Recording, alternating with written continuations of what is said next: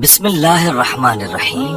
السلام علیکم اسلام ایڈوائزر کے پیارے دوستوں، رمضان کا مہینہ قریب آ چکا ہے۔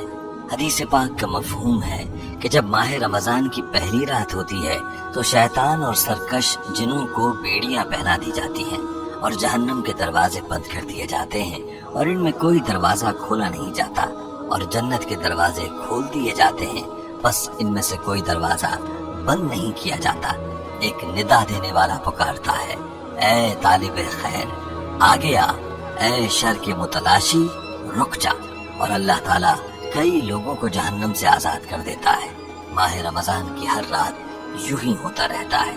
اس مہینے میں ہمیں اللہ تعالیٰ سے اپنے لیے مغفرت طلب کرنے کے ساتھ ساتھ اللہ تعالیٰ سے رحمت بھی طلب کرنی چاہیے اور زیادہ سے زیادہ وقت عبادات میں گزارنا چاہیے۔ مہینے کے مزید فضائل بھی ہم وقتاً فوقتاً آپ کے ساتھ شیئر کرتے رہیں گے۔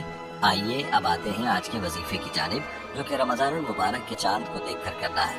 اس وظیفے کا طریقہ یہ ہے کہ آپ نے چاند دیکھ کر سب سے پہلے چاند کی دعائیں پڑھنی ہیں اور اس کے بعد مغرب کی نماز بڑے سکون کے ساتھ ادا کر لینی ہے۔ نماز کے بعد آپ نے سکون کے ساتھ اس وظیفے کو کرنا ہے، اور اگر آپ نے خود چاند نہیں دیکھا تو بھی کوئی حرج والی بات نہیں ہے، کیونکہ اکثر اوقات موسم وغیرہ کی وجہ سے چاند نظر نہیں آتا، بس حکومت کی طرف سے یہ اعلان بھی کافی ہوتا ہے کہ چاند نظر آ چکا ہے۔ اس لیے جیسے ہی رمضان کے چاند کا اعلان ہو تو اس وظیفے کو آپ نے کر لینا ہے۔